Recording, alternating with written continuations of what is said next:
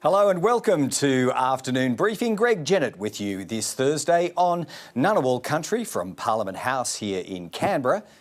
And I'm Fran Kelly, joining you from Wurundjeri Country in Melbourne today. Great to see you there, Fran. Yeah, I think between the two of us, Afternoon Briefing has managed to cover a bit of territory. Canberra, Sydney, Perth, and now seeing you in Melbourne. Well, it's a national broadcaster, Greg. We do our best. We do our best indeed. But as for the leaders, their campaign planes and buses circled through and around only one place today, and that was the city of Sydney. A day when Australia's political leaders were once again responding to events in Solomon Islands. That country's Prime Minister has been flailing foreigners, Fran, who've criticised his secret security deal with China. It sure has. Day 25 also brought some fiery exchanges with the press packs who have been following the leaders in this campaign, Greg, on a trail that took Scott Morrison from Parramatta to his home seat of Cook today and Anthony Albanese to a clean energy conference at Sydney's Darling Harbour. All right, here we go. How you doing? Wow. Wow, look at this. Originally an engineer. Hey, mate. How you doing? What we see here behind us is a truck. Guess what? It can tow your boat and it can tow your trailer and it can operate on the weekend. What have you got here? I'm here in Parramatta because I'm here with the Royal Earl, Maria Kovacic. We will see over the next 5 years another 400,000 of these small and family businesses created in this economy. Labor does have a plan. Labor does have a plan to work with the private sector and work with business. If we hadn't taken the actions we've taken, businesses like this may not be here today. And that economic shield that our policies have put in place have shielded Australians. The government has dropped the ball on the Pacific right now. And during this period, we haven't even had serious visits from the Foreign Minister or the Defence Minister to the Solomons. And these are very serious times where it's on the national security issues you raise, and they're real. I don't believe I have a magic pen that makes wages go up or makes prices go down. Powering Australia plan, our fixing of the national broadband network, our cheaper childcare plan to drive productivity. They think they've got some magic pen or wand they can wander around like Harry Potter. The contest between Labor and Liberals and myself and Mr Albanese. Thank you all very much. What are the 6 points? The 6 points are what we will do in terms of was outlined by Bill Shaw. That's 1 point. What are the, no, Mr Albanese, what are the other 5 points, Mr Albanese? We will put people, it is all around the theme of Mr. putting people, you are putting people saying you are across your brief. We will put the people, 6 points we of your will policy? put people at the centre of the NDIS. Mr. Kersley just asked you, You've just been handed your policy document, Mr Albanese. You don't know. Mr Albanese, this is embarrassing. Are they the 6 points? That's not right. 6 points. That's not right. Did you just ask for it? That's not right. Just ask for advice. You've just been handed the 6 points, Mr Albanese. What are they? Our policy on the NDIS is to defend and fix the NDIS, lifting the NDIS staffing cap, doubling existing funding for advocacy, fixing regional access and stopping waste. Phew, 6 points. Got there in the end. There. We might talk about that a little later in the program, or you will in particular with the analysts. Fran, why don't we move on to this major matter of regional and national security, I suppose. We only got a small sense there of the many questions that were put to Scott Morrison and Anthony Albanese today, following on from Solomon Islands Prime Minister Manasseh Sogavari's latest spray in Parliament there in Honiara. He didn't name names, but he hit back at those who described the Pacific as, quote, Australia's backyard. That Prime Minister reminding everyone a backyard in the Solomons, at least, is where rubbish is collected and burned. And, he went on, where we relieve ourselves. There was more besides, Fran, but it was pretty easy to conclude, wasn't it, that his targets were, in fact, Australian politicians. It was an extraordinary spray, really, and yes, it's easy to conclude because we all know that Australian politicians often talk fondly about the Pacific family and some of these countries like PNG and the Solomons in our backyard. That's meant to be a fond term, but it was particularly easy to think that he was referring to to Australia rather, when Prime Minister Sogavare stepped through comparisons with the Cuban Missile Crisis, which seemed to draw or touch on Barnaby Joyce's statement that the Solomons risk becoming Australia's little Cuba. Scott Morrison is still being quite restrained in his approach to the Solomons PM. The closest he got to a rebuke was when he rejected the claim that there are two sides to Russia's war in Ukraine, by implication suggesting that Russia's side wasn't getting the hearing it deserves in the West. These comments from the Solomons Prime Minister. Scott Morrison directly rebuked Prime Minister Sogavare over that, but it's fairly obvious the whole question of how to deal with this Prime Minister and the Solomons is a major project for whoever's in government after the 21st of May. Yeah, well, that much we can conclude, I think, Fran. For its part today, Labor once again goaded Scott Morrison into engaging in some sort of personal outreach to Honiara, but you get the impression that is not going to happen because the Prime Minister explained that it's the intelligence agencies here in Canberra who are advising him not to make any such phone call to Prime Minister Sogavare. When was the last time you personally spoke with Prime Minister Sogavare? And what's stopping you from picking up the phone now? This is clearly a cry of attention from him. What's stopping you picking up the phone and speaking leader to de-escalate this? I can tell you very clearly that I am following very carefully the advice that I get from our security intelligence agencies in how we are responsibly managing the issues in relation to this matter. That is exactly what I'm doing. Exactly what I'm doing. See, what we have seen, look, Prime Minister Sogavare, as Mr Howard has pointed out, has had a number of views about the relationship with Australia over a long period of time. And our approach has been to be supportive, to answer their call, to ensure that we have provided support both for vaccines, support when they've asked for it in terms of military support, police force support, police force training. We've always been there for the people of the Solomon Islands, and we always will be. That doesn't mean that Prime Ministers will always agree. I have a different view to him about the role of Russia invading Ukraine. So there's a difference of view. I have had contact with him in the last few months.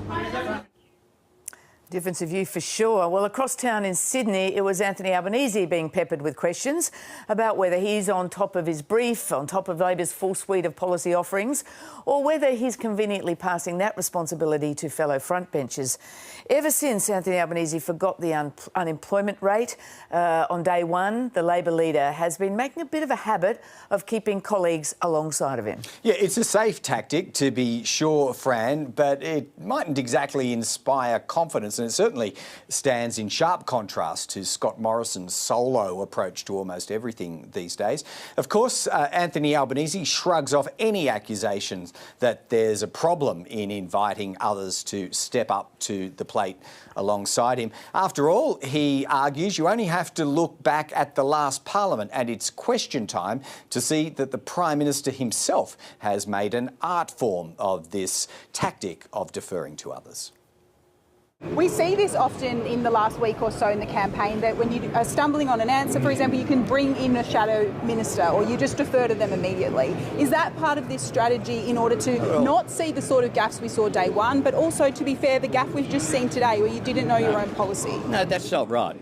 I do note that there have been some rather bizarre articles which suggest that it's inappropriate for the Treasurer or the Shadow Treasurer to want to comment on Treasury issues, or that Jason Clare, as a housing spokesperson, mightn't want to comment on housing policy, or that Chris Bowen mightn't want to comment on climate change and energy.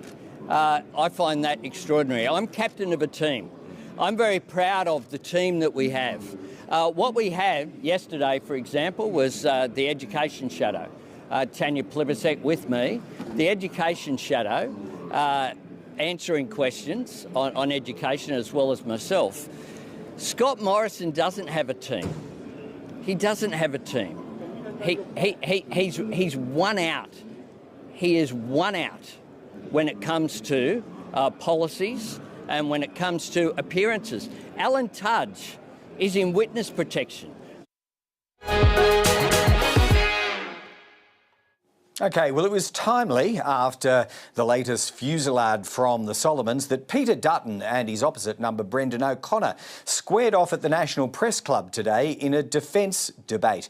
Neither strayed far from the strategic concerns in the region that underpin Australia's arms build-up. The Defence Minister, and the one who wants to be, traded barbs on approaches to the Solomons, alleged appeasement of China, and Peter Dutton's apparent willingness to thrust Australia into any conflict between China and the US over Taiwan. Here were some moments that spanned all of those topics.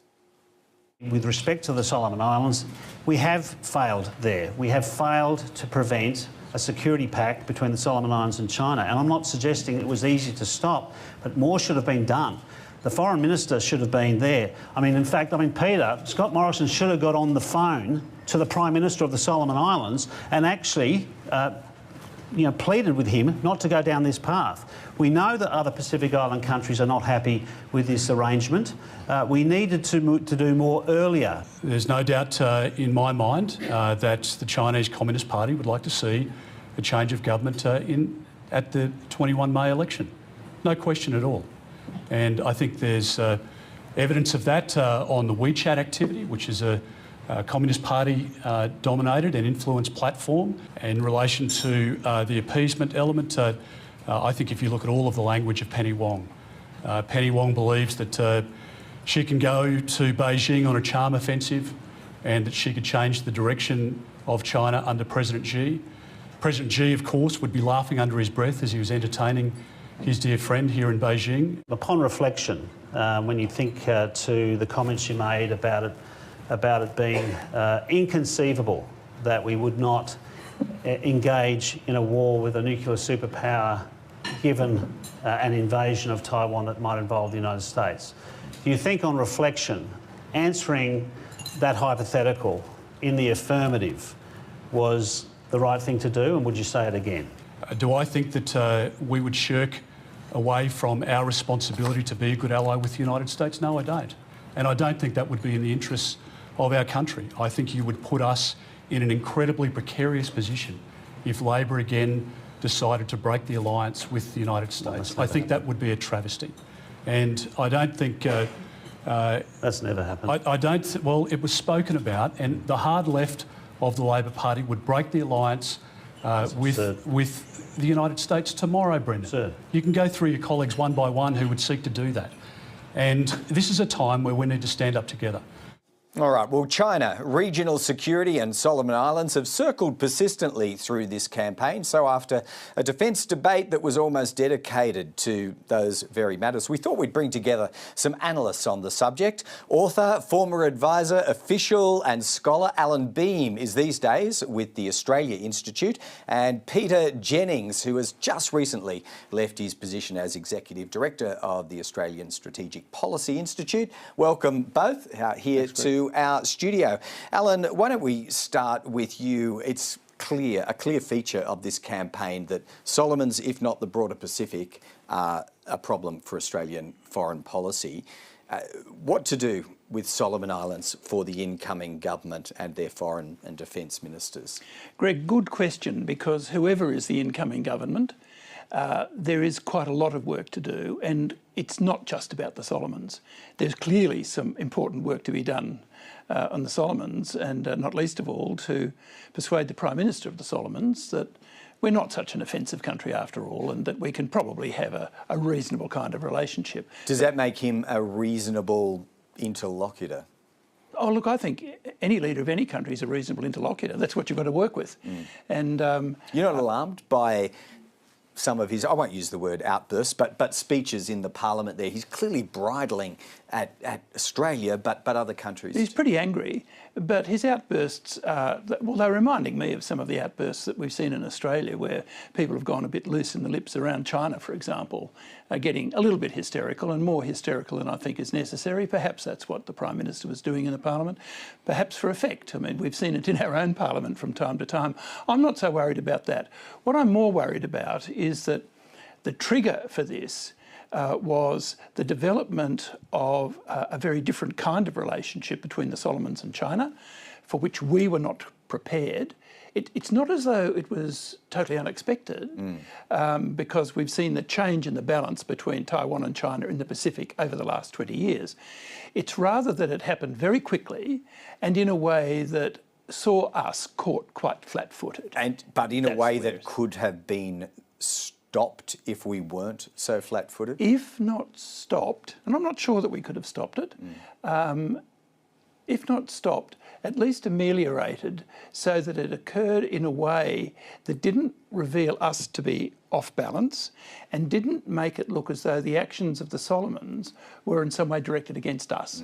So that requires a much more careful diplomacy in the Pacific, and that's where I think our real work has got to be done. So your question actually deals with a multi-factor problem, not just a bifactor problem. That's what I want to talk to you about in a moment, the arrows that are in the quiver for Australia. I think, Peter Jennings, you and Allan diverge when it comes to some of those arrows, how much soft power diplomacy should be used, how much really hardcore gear. But to the question I put to Allan straight off the bat, what sort of a problem, if it is a problem, does Australia have in Prime Minister Sogavare? Well, we have a Sogavare problem, not a Solomon Islands problem. There are a great many Solomon Islanders, including prominent people in their parliament, who are as appalled at the idea of a secret treaty with China as Australia and the United States is.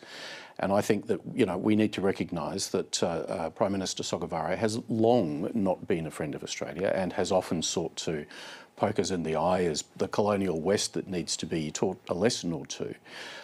Could we have done a better job of anticipating this or preventing it? Yes, we could have. I think we needed to have had much more frank conversations with the Solomons government, not simply about language, soft language about Pacific families, but actually saying this is something which goes consistently against our own national interest. And why would he have listened to that? Why would he have heeded that? Well, I think the first thing we need to do is do what Kurt Campbell did, the United States diplomat, which was to put the case for why America has concerns. And that's to do with our own security and the geography of the Solomon Islands, which is just as critical as it was in the Second World War when Japan occupied the Solomons with pretty much the same strategic plan as China has today. Right. There is no Chinese military base in the Solomons yet, but our own Prime Minister has told us that would represent a red line. How close to that red line do you think we are? And if we had to cross it, what would that look like? Well, there's no doubt that China can move very quickly, and I've written that I think China will seek to capitalise on this political agreement with the Solomons. And we've seen in the South China Sea, they can move from a reef to a fully operating, fully functioning air and naval base within a matter of years if they choose to do so.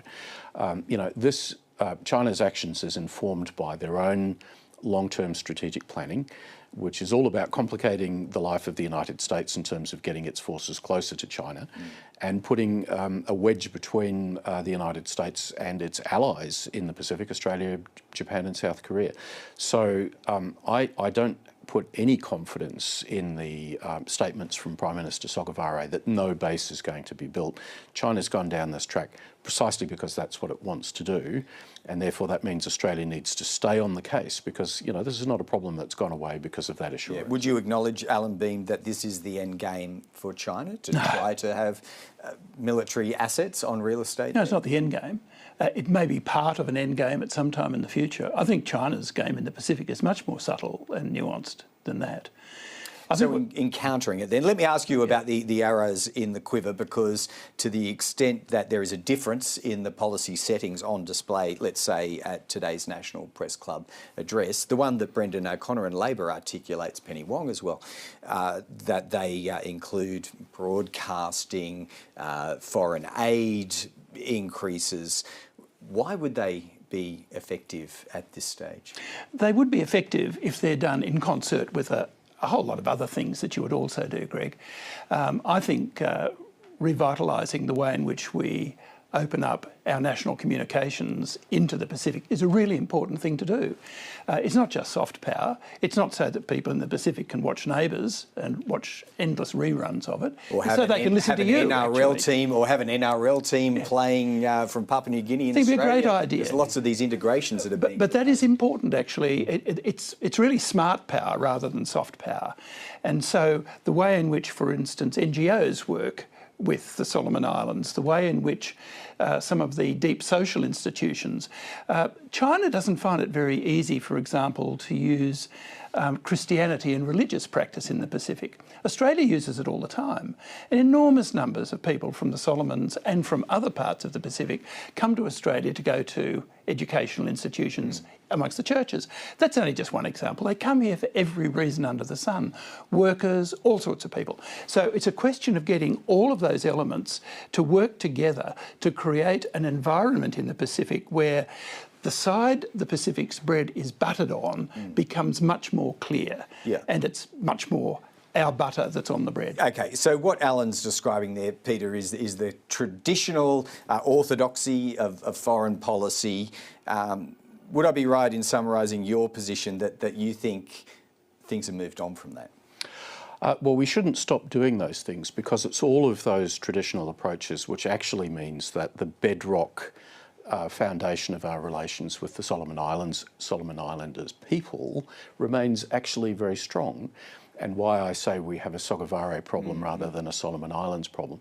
But where we have been remiss, I think, is that soft talk about Pacific families is great, is unchallenging, is something we can all agree on. Harder talk about Australia's national interests at a time when those interests are being challenged by China. That's more uncomfortable for Australia. And sometimes I feel we, DFAT in particular, is not giving enough emphasis to that. You know, when Kirk Campbell goes to Honiara, he's more than able to do the talk about Pacific families, but he also backs that up by saying, here's America's national interests, and we think these things need to be taken into account. Does he have the liberty of doing that because he is the United States of America and pretty much, leaving aside Guam and other places, a long way away? No, we have the capacity to do that as well because we are a considerable country in the region also.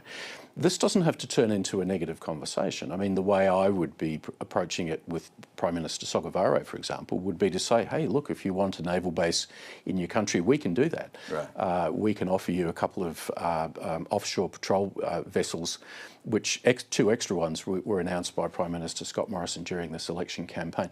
The problem that Australia has, and this is something that goes beyond the current government, goes back 20 years or so, is we don't want to pay for that security leadership.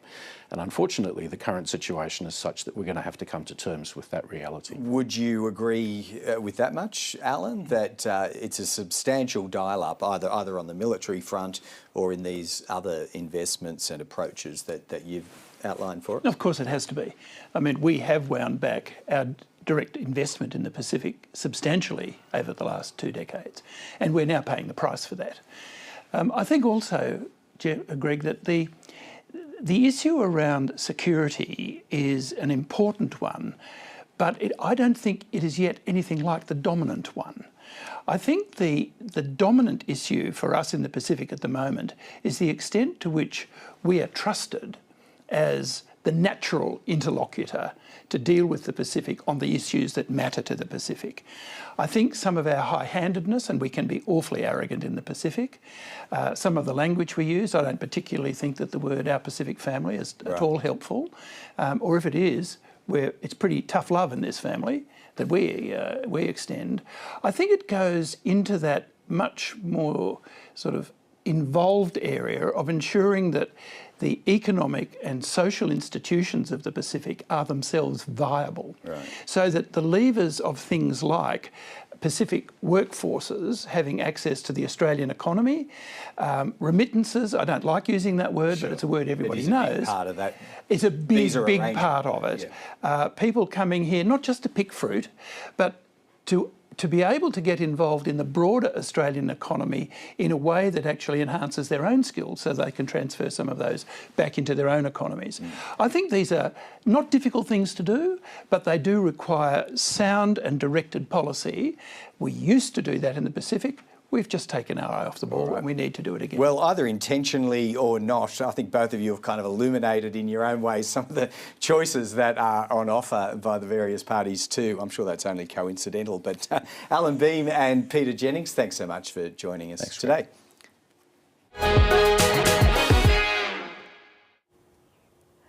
The Liberal candidate in the seat of Warringah in Sydney, Catherine Deves, was given a front row seat at Scott Morrison's Western Sydney event at the weekend, a rare public appearance for someone who's divided voters during this campaign.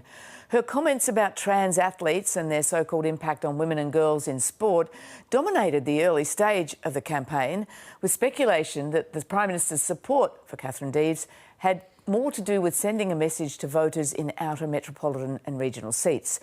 Tonight, Equality Australia is holding a candidates forum with Penny Wong, Liberal Senator Andrew Bragg and Green Senator Janet Rice. I'm joined now by Anna Brown, CEO of Equality Australia. Anna, thanks for joining us. Hi, Fran. Anna, this whole issue of trans athletes, are you surprised it's had such an impact or such a presence in this election so far? Yeah, it's been incredibly disappointing and frustrating to see this issue take off in the way that it has. It's really a confected debate. It's not a real issue out there in the community. We know that sporting clubs already have policies and guidelines around including trans women and girls in sport. We know the law already has provision that allows trans athletes to be excluded when strength, stamina and physique is relevant. So this debate and the idea of the private members bill by Senator Chandler, I mean, it's all just, it's unnecessary, it's divisive, it's cruel and it's distracting from the very real issues that women face and the very real issues that LGBTI people face in this community. Well, those laws do exist. It doesn't mean, I suppose, everybody knows about it. The Prime Minister has defended the Liberal candidate, Catherine Deves. He said this is an issue for many Australians. I mean, it is an issue that some people, I think, grapple to come to terms with and can be sort of made anxious about it. What do we need to do to alter that, to change that? As you say, if there are laws, if there are protections and there are bigger issues around for LGBT people. Yeah, well, we know from the polling that we did last week, we polled Parramatta and Wentworth, that when we asked people about this issue of trans women in sport, that it had a negligible effect on people's voting behaviour. They don't care about this issue. They care about the cost of living. They care about healthcare. And when we talk to our community, we know that they care about issues like discrimination and access to healthcare, the sorts of issues that should be dominating this election, not a confected debate about this issue that really, when you get down to the facts, which is, I think is the problem, that we're not having a discussion about the facts, we're having a debate... about wokeism. Yeah. What's the impact on the trans community of this debate? Have you seen that? Has it been noticeable? Oh, it's been incredibly horrific and really, really cruel. I'm speaking to parents whose children think they can't play sport with their friends anymore, and we've seen calls to support services skyrocket during this debate. It's having an incredibly real impact. I heard about a suicide of a young 13-year-old trans person the other day. I mean, this is an incredibly vulnerable cohort. Young trans people attempt suicide at a rate of 1 in 2.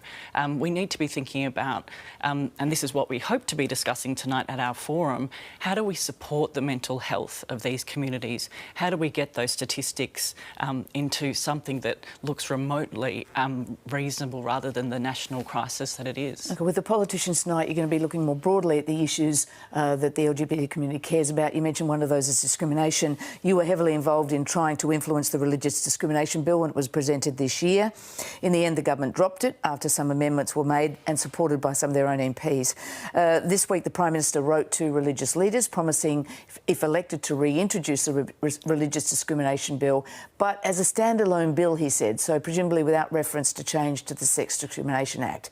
What does that mean, in essence? What would be the impact of that? Well, we want to ask Senator Andrew Bragg tonight what exactly is the government's position on this issue. So the letter to the religious organisations was silent on the Sex Discrimination Act amendments. We want to make sure that the government will still fulfil its commitment that it's made a number of times to protect LGBT young people at religious schools. Have you been able to check that? I mean, the Attorney-General, Michaelia Cash, she was on the record just at the end of last year saying, I'm quoting, discrimination against students is unacceptable. The Prime Minister made a promise some years ago and many times since that he won't allow it.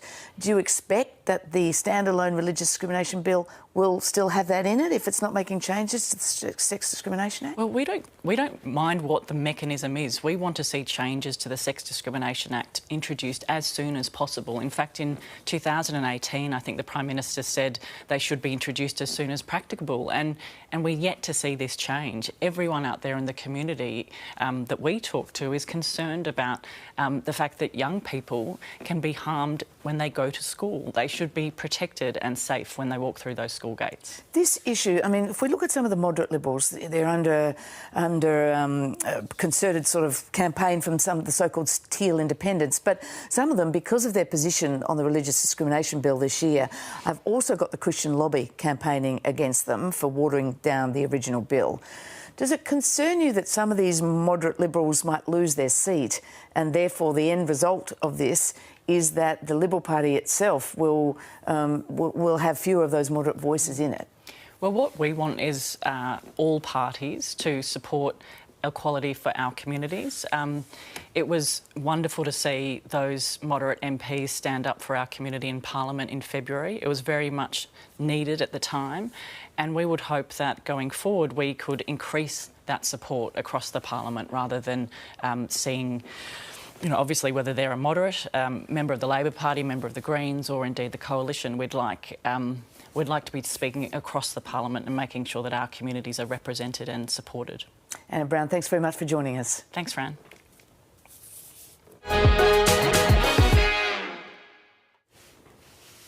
When new policy promises start to run dry in an election campaign, which isn't uncommon by week 4, restless journalists travelling with the leaders get a bit, restless and noisy. Scott Morrison and Anthony Albanese both got a taste of that today.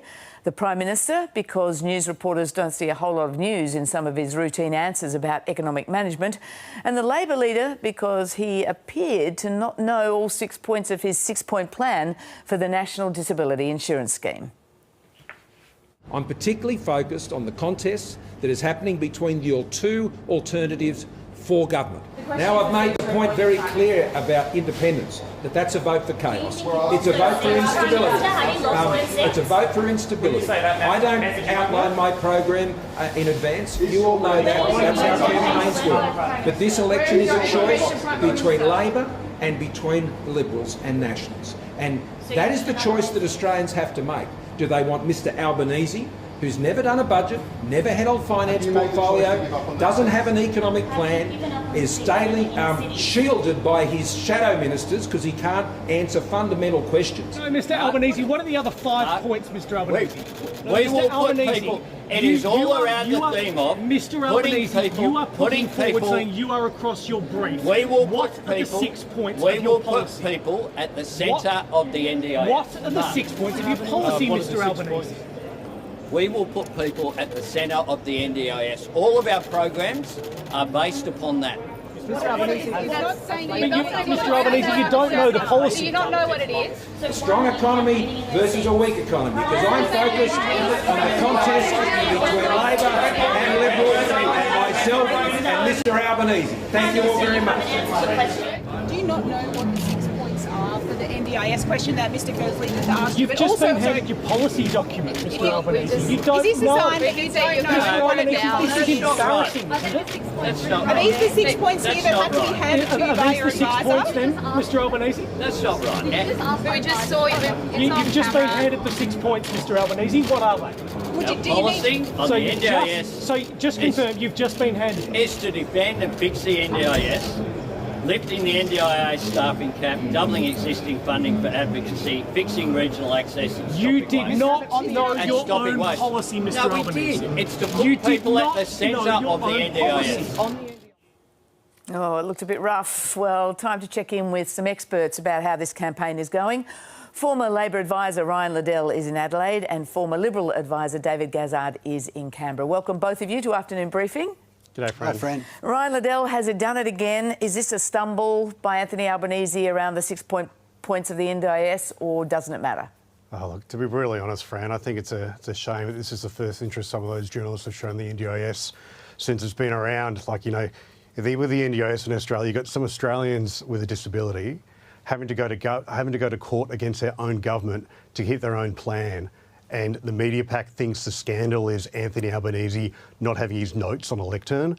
Like, get a grip. Like, seriously, it really sort of struck out at me like that today. I completely accept that point you make about if this is the introduction of the NDIS in this campaign, well, it doesn't take us far. But should he have known it? I mean, the whole pitch is Labor cares. This is a big part of Labor's caring policy suite, isn't it?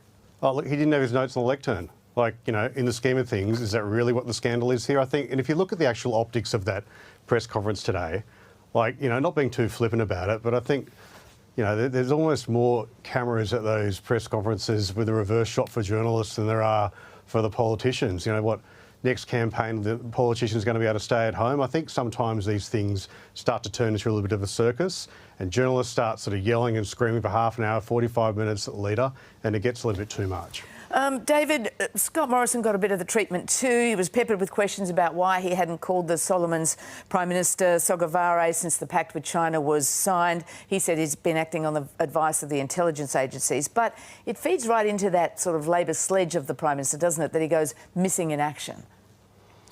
Well, I mean, I think it comes down to sort of standing up for the region in a manner that's in accordance with the advice you're getting from security agencies. So I don't really know what else he could do on that. I mean, you're hardly going to jump on the phone and cut a deal with the PM in the Solomon Islands. No, but when it goes hand to hand with not sending the foreign minister over, and you know, it just feeds into that narrative. Should he be seen to be taking some kind of action? The PM has been in touch with the South Pacific leaders in a way that I can't remember with any other Prime Minister. The region itself has been something of a concern globally for the last 3 years. Exactly. And you'll remember that the Prime Minister went to the G7 at the request of the G7 to talk about regional security in China. He set up AUKUS. He cancelled a subs deal with France so that Australia would be better prepared to face that regional security. He's been a key part in quadrilateral relations with India, Japan and the United States that has included a range of war games, and has been involved with most of the leaders and the integration of all of the Solomons and the Pacific Islands in Sure. things like COVID. So I wouldn't read too much into him trying to get him to go against the advice of security agencies. But to your earlier point, the NDIS is not what's at stake here in the election. The NDIS is not running for election. You've got to demonstrate as a leader of a political party at a time where the scrutiny is on you that you're up to managing the economy. All right. You're up to managing the NDIS. You are up to managing a social welfare system. Okay, let me interrupt you there. Is the flip side of that, the scrutiny is on the Prime Minister, and he keeps, basically he's got one message, which is don't risk Labor with the economy, and we've seen the press pack there, we were both leaders, I'll ask you both this, sort of getting pretty feral because there's nothing new to talk about. Is this a danger of A, not much policy, and Ryan, a long campaign, a 6-week campaign? Well, I think there's a number of factors at play here, Fran. I think one of them is, you know, obviously it's a campaign that's, you know, like 5-6 weeks, so you've still got a couple, you know, more weeks to sort of go. But there is a bit of a tendency, I think, sometimes for the media to try and, you know, want to make their mark, want to sort of be the person who, you know, gets the shot and the sort of the natural sound that runs in the 6 o'clock sort of news. So I think there's a bit of a determination sometimes for a couple of journos here and there to want to insert themselves into the story. Okay. And so it's a challenge, I guess, for both sides of politics. But David, if there was more policy being rolled out, more things of substance to be speaking about, they'd be distracted. There wouldn't be this issue, would there? Look, I think the campaign doesn't necessarily just revolve around a policy announcement per day. It is both parties pressing their wares and pointing out the weaknesses they see in their opponents. And this is what we've seen today. Scott Morrison doesn't really have to prove to the electorate that he's up to running the job. They've seen him under pressure probably all the way back to when he was Shadow Immigration Minister over a decade ago. He's had to handle a feral press pack for a decade, and they've seen him do that through border protection, through managing the budget as treasurer, and most recently for the last 2 years in dealing with the COVID pandemic. So the proof here that needs to be, or the bar that needs to be jumped for proof of capability is by the opposition leader who hasn't done the job before. So he's got to expect the treatment and scrutiny of journalists who are seeing whether he's up to the job. OK, but one bar the Prime Minister does have to leap, if you like, is that he is delivering cost of living relief for people. We got the rate rise from the Reserve Bank this week in the middle of an election campaign. David, I think I'm right in saying that you were a staff member of Treasurer Peter Costello back in 2007. In that election, that was the last time the Reserve Bank lifted rates in the middle of an election. I'm sure you remember vividly the impact of that on the government. They didn't look too happy about it, is my memory. What impact do you think this has had or will have on this election outcome? Well, I think, there's probably the shock of seeing rates go up, and no one wants to see that. But I also look today and there's the Federal Reserve lifting interest rates in the US. It's gone up in the UK. It's gone up in Canada. It's gone up in New Zealand. But are people here with their mortgages going to be caring about what's happening in the US? They're only going to be caring about what's happening here, and they're going up and they're going to keep going up. Absolutely. So therefore you say, we've got a global inflationary pressure. I've just got back from London a few weeks ago. Inflation was running at 7%, and this mainly driven by the cost of energy coming out of a war that was going on with the Ukraine and Russia. So we've got global events. People will look past, I'm sure, over the next little while to say, well, OK, we are in a rates environment that's going up. We are more sensitive to the economy. We are more sensitive about what's going to happen to our businesses and the cost of borrowing. Who is best to manage that going forward? And I think with the equity position that the coalition's got, they're in a much better place to talk about that. So this is one of the reasons why the coalition at the moment is talking a lot about the economy. Okay. They believe this is going to be important for the next term. And it's really up to Anthony Albanese to say how he would do that job better and make the case for change. All right, how is he going to manage that better? Certainly, it's on the ground that Scott Morrison nominated at the beginning of this campaign he wanted to talk about, which is the economy. I'm not sure he wanted to factor in an interest rate rise. But Ryan, Liddell, what do you think? How do you think the Reserve Bank's decision to raise rates at this time will impact on this campaign? And could it trigger disquiet in voters' minds? The fact that the governor's told us there's more rate rises to come. Might they be worrying about trusting a Labor leader with that? Look, I think to be brutally honest, Fran, if David or others in the Liberal Party think that families are going to be standing at the checkout at Woolies or Coles and seeing how much more their groceries cost this week, and the costs keep going up and up and up, and they're sitting there going, "Oh, gee, that's okay because the global inflationary pressures," I think that's a bit of a naive thing to say. I think at the end of the day, people's rates are going up, the price of everything's going up, people's wages are stagnating, and they're going to look at they're going to look at someone to blame.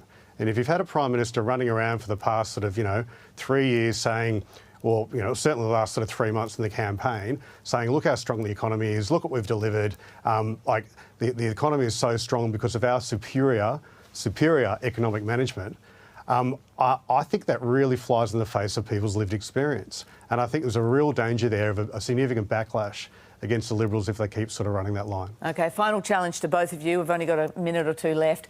There's 2 weeks left in this election campaign. You've both been strategists for major political parties. David Gazzard, what advice would you be offering to the Liberal Party at this point, 2 weeks to go? I'd be just looking at the way people are making up their minds over the last 2 weeks, and I've got to say this is familiar with almost every campaign I've worked on. The coalition usually starts from behind, but works hard to convince voters around the issues that matter to them most. I don't accept Ryan's point that people are looking to blame the government for the price of lettuce. I just don't think that is happening. They are looking to a government that can manage the economy better, to keep the overall lid on inflationary pressures in a very uncertain environment around the world, where inflation is rising around the world and interest rates are rising around the world. Yep. They'll look through the short-term pain and go, well, we're in a rate cycle that's going up. Who's going to manage this better for me? OK, well, I don't know that you gave much advice out then, but Ryan, let me ask you, because early polling opens next week, doesn't it? Where are we? Monday. Monday, yep. What would your advice be to the Labor Party for the final 2 weeks? 30 seconds or less, Ryan. I'll try and beat the clock, Fran. Look, at the end of the day, I think you can't underestimate that some people are tuning in for the first time. So the old adage of, if you're sick of, just because you're sick of saying something doesn't mean that people have heard it, sort of rings true.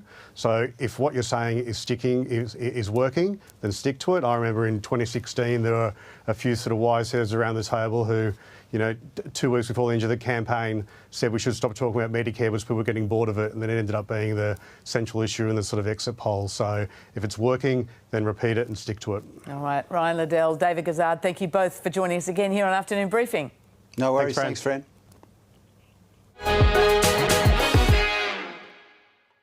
OK, time now to cover off some of the political issues of the day. We are aiming to pull together a fully Victorian panel today. Nationals MP Darren Chester is having just a little bit of trouble with his technology and hasn't completely connected in yet. We'll keep working on that, and in the meantime start with the other half, which is Labor MP Josh Burns. Welcome back, Josh. A bit of news to start with on your side, and if we get him, we'd be interested in, of course, in getting Darren Chester's response. The Labor Party has cleared up today its intentions, this is via your Shadow Agriculture Minister Julie Collins, when it comes to the live sheep export trade. In fact, you're looking to wind it up, to phase it out. Where is the respect for rural communities who supply this trade that they discover this 2 and a bit weeks out from an election? Well, good afternoon, Greg. And when Darren eventually joins us, we'll pretend that he wasn't running scared from us, Greg. Okay. But no, this is a serious issue, and is one where the Labor Party's policy at the last election was similar. We are going to phase out live sheep exports. We haven't put a timeline on it because, as you say, Greg, it is really important that we work with the Western Australian government, work with agricultural providers around the country to support them in this transition. And I would say to you, Greg, that we want to add more value in Australia. We want to be supporting our agricultural businesses in Australia, but obviously that we've seen really graphic images, and I think that even members of the Morrison government think that this was a good idea. Susan Lee and Sarah Henderson had a bill before the Parliament where they wanted to ban live sheep exports, but cabinet promotions meant that they withdrew their bill.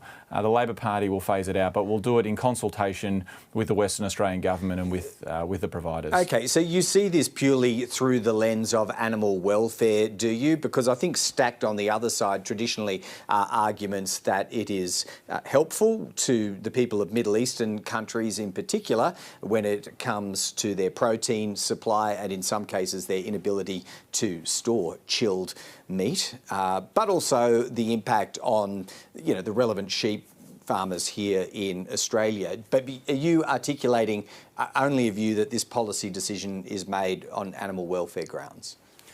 No, but I would make the observation, Greg, that this has been an industry in decline and that the numbers of sheep have been in decline steadily, and especially that's been more pronounced over the last couple of years. So this is a policy that will phase it out, but we'll do it in consultation with the West Australian government. We'll do it in consultation with agriculture providers. We want to make sure that we're supporting our providers and add value in Australia and to support them with a market in Australia.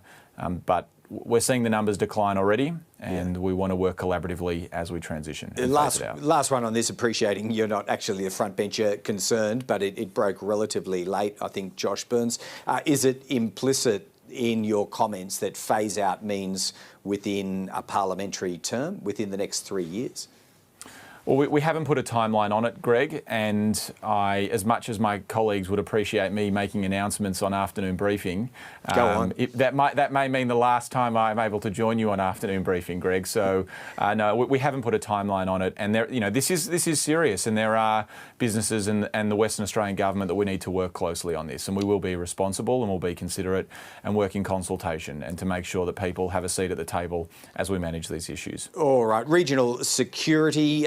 Let's move on to the Solomon Islands. Prime Minister's made it pretty clear that he doesn't intend to make a phone call to Manasseh Sogavare because the intelligence agencies have told him not to do that. Why shouldn't a Prime Minister heed that security advice? Well, obviously, I can't comment on the security advice. I'm not privy to the advice that the Prime Minister receives or doesn't receive. All I would make the point is that the Australian government felt it necessary to send someone over to the Solomon Islands when we caught word of a defence pact between the Solomon Islands and Chinese government. We sent our junior minister, we sent a guy called Zed, who no one had heard of before, to go and do the bidding of the Australian government.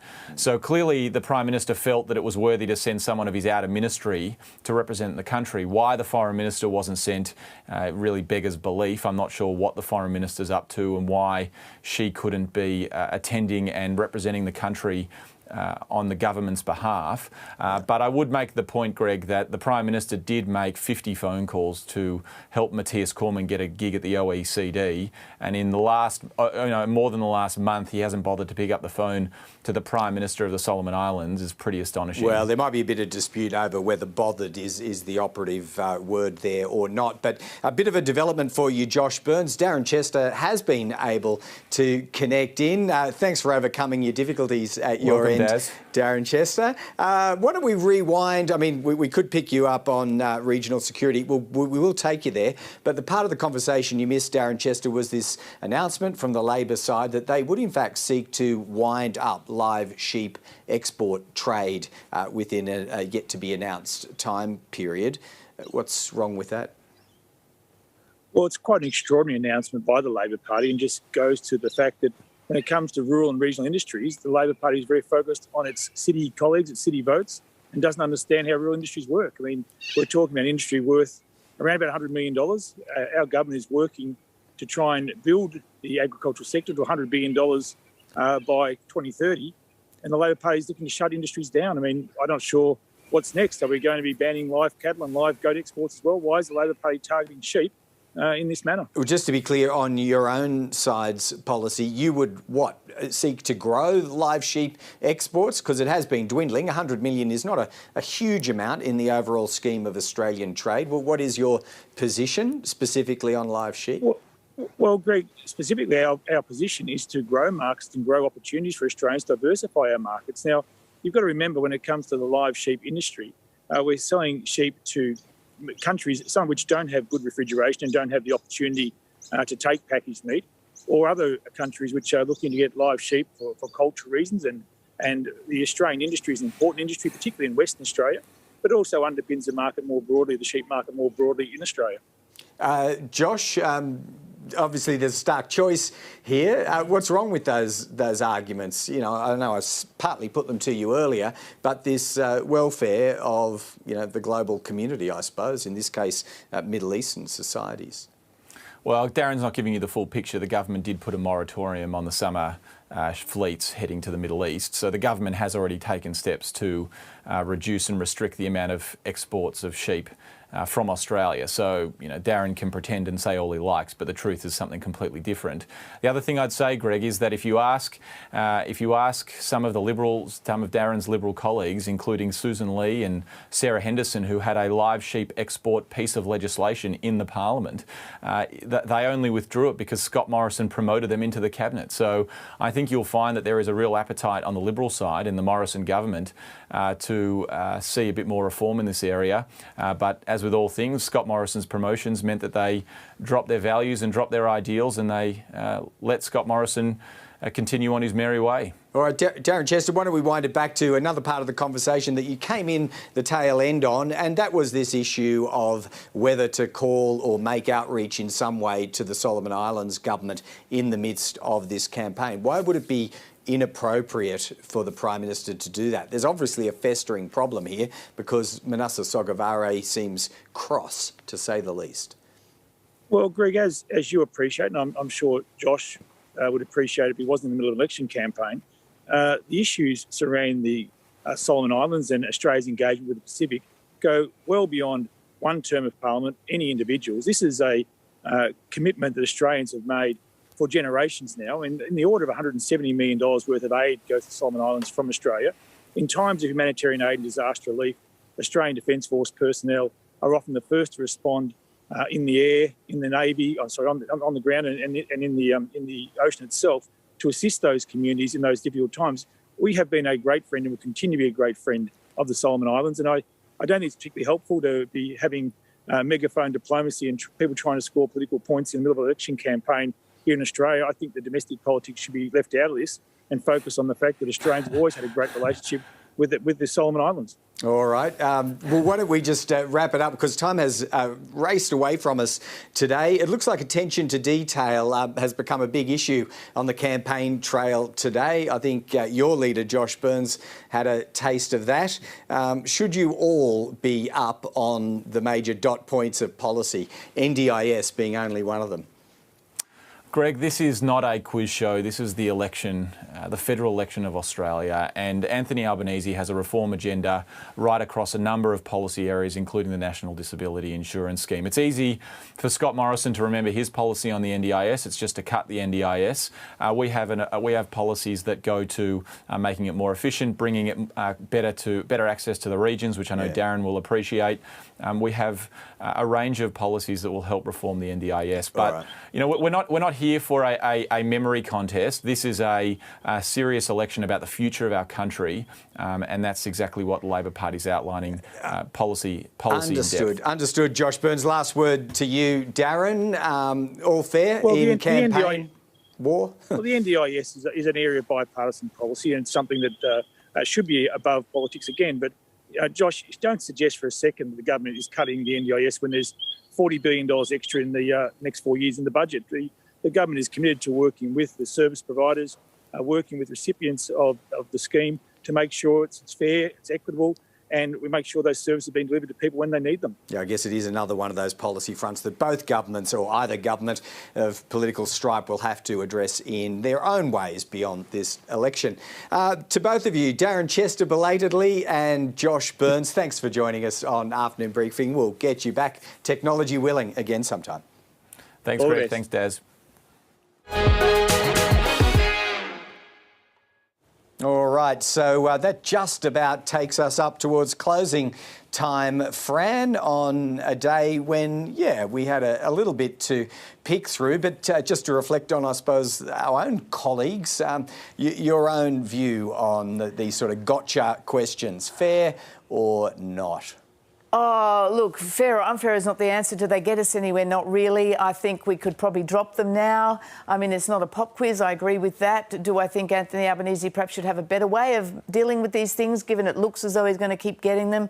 Yes, probably. But do I think there's any mileage in really us using our time to pepper a leader like this about a question like this? I don't think so. The unemployment rate was a different matter than I think the 6-point plan of the NDIS. Yeah, I'm sure you're right. We all know, Fran, that news abhors a vacuum, and I will put in a word for our colleagues and say it's not entirely their fault that they seek to fill it from time to time. We've all been there after all. Fran, why don't we wrap up and farewell the audience and farewell to you too. We'll be back at the same time tomorrow on Afternoon Briefing.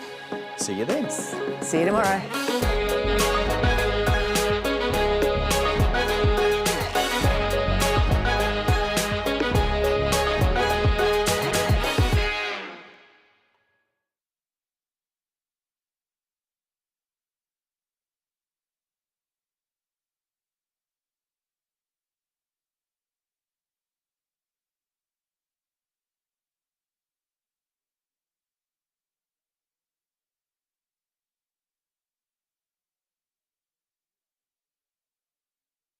Okay, I'll take this out with me. Greg, we've got. Thank you. I will need to pinch your microphone. Yep.